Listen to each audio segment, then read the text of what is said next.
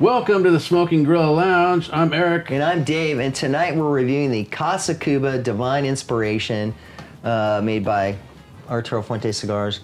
It's Ecuadorian Havana wrapper, a Dominican binder, and Dominican filler, and we want to do a shout out to Sean Patrick from High Time Cellars for donating these cigars to us. Sean, you're a great guy. Thanks a lot. And we got to get you on the show, buddy. Really are the man. Yeah. Sean's a great guy. He is, isn't he? Shows the whole crew over there. You know, awesome. Who's a daytime guy? Lan. They're all great guys over there. Absolutely. Yeah. Well, Dave. Yeah, I was wondering why your cigar wasn't lit already. Well, because I'm having a little draw issue. It's not perfect. Okay. So I gotcha. I've got my perfect draw tool here. Right. And I'm going to just do a little. I kind of know where the knot is. I've kind of felt this thing up during my foreplay. And so I kind of know where the tight spot is. Okay. And mine's a little bit under. Yeah, I just want to say thanks to Rod for inventing this tool. Yeah, Rod Kurthy. Yes, sir. He's the man when it comes to this thing. There it is right there. Perfect? Yeah. Perfect draw. Here, I'm going to put this out here so I can look at it while we're talking. Yeah, so Rod's been getting some accolades. Yeah, I think Rush Limbaugh actually talked about his device on his show today. Good for Rod, man. Good for you, Rod. And one of our fellow cigar reviewers also reviewed this thing. That's good, man. He, all the more the merrier for Rod. I'm just so glad that these guys figured it out. Be fair, after we did. He didn't do a review. He did a comparison to something else. He did the Modus, but he said that the Modus really didn't work. Yeah, well, anyway, it was we've been review. Believers in this since we first heard about it several months back. Yeah, I actually contacted Rod on this thing. You did, and you nailed it. See, Rod is he's a dentist, he's an inventor, he's a technical mind. This is like, surgical stainless steel. These this isn't just a poker. This is a, it's got a threaded type. Barbed. Well, it's a threaded type machining, but in it, it's got like a compound barb. So it's like a barbed thread, but it's compound because it's got choppers machined into the actual threads, plus the spear tip, the barbed spear tip.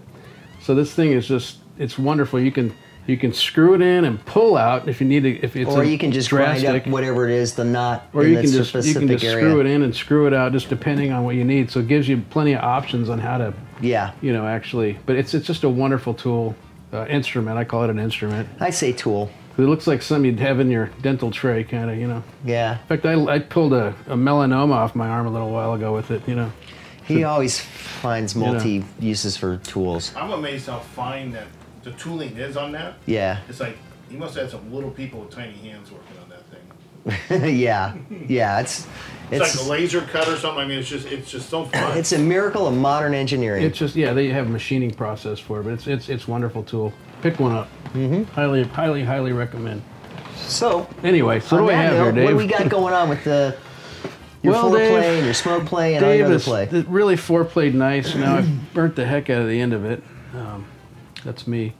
Kind of sheeny. Yeah, we've smoked these cigars. This is paper sacky kind of too, right? This would be your paper sack. This is kind of paper sackish. It's kind of almost like a little worn leather, honestly, a little bit. It's kind of got a little bit of a sheen to it on parts of it, a little mottled.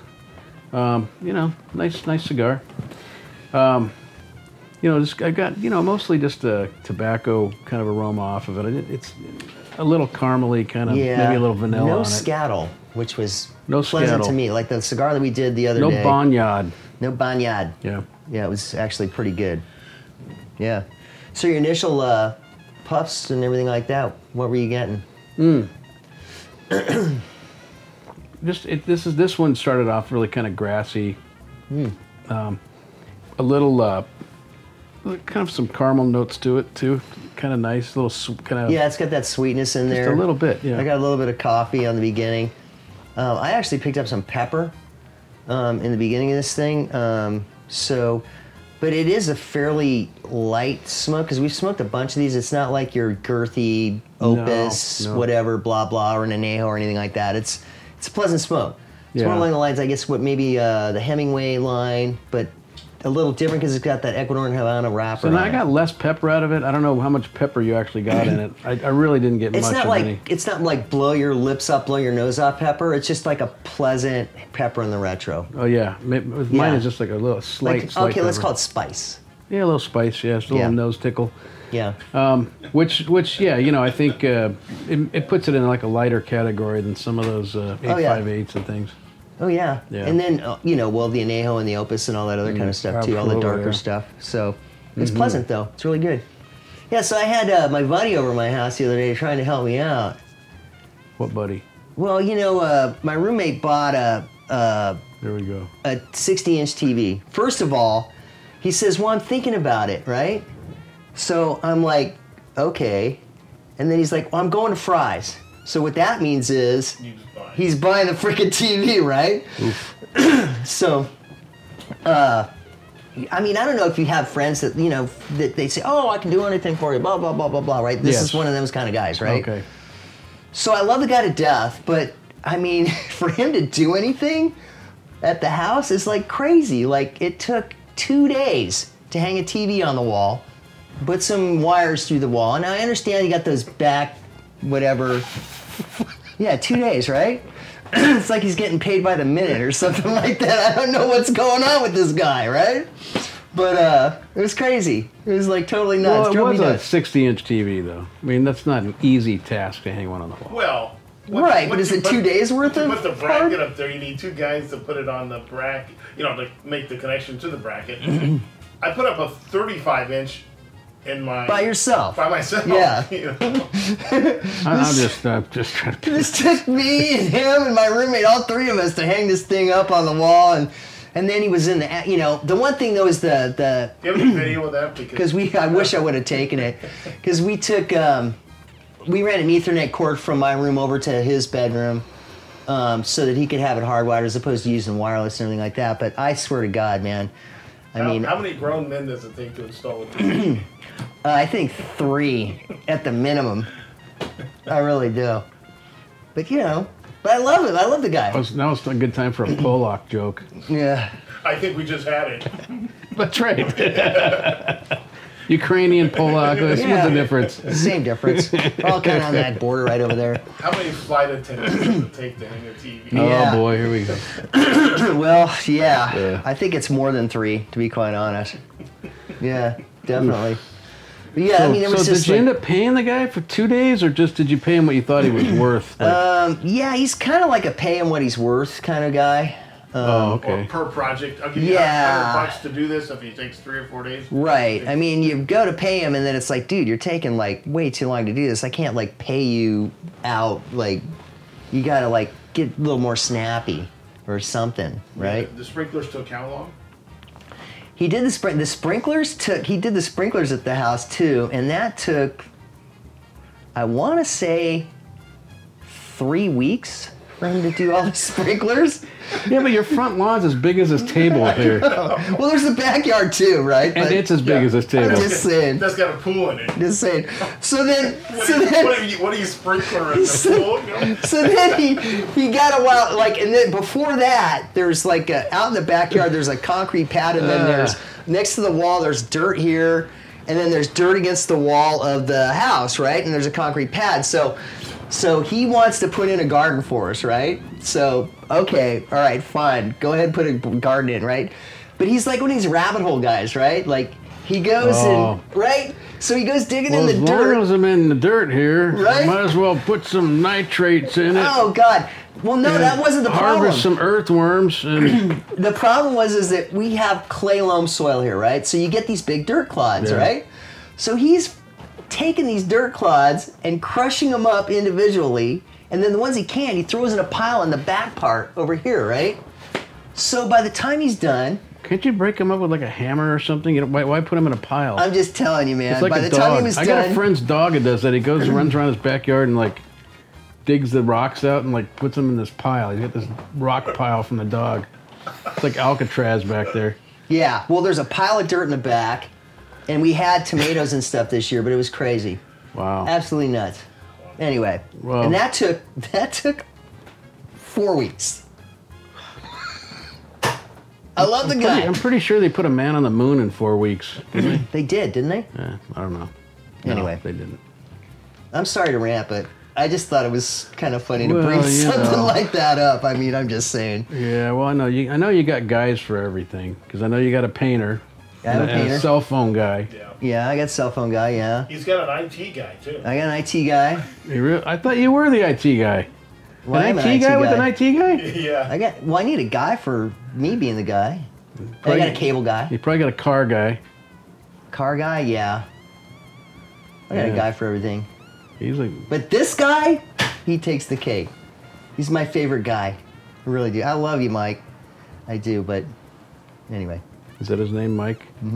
That's not a name for the show. So you It's can not a nom de protect- plume. So you can protect his identity. No. He knows who he is. He's not ever going to watch. Ah. Anyway. Well, all right. So with that, With that, we'd like to thank you for joining us. No, I'm just kidding. social media. We'll smoke this down. We're going to smoke this down, and we'll see you in the review section. Bye. What?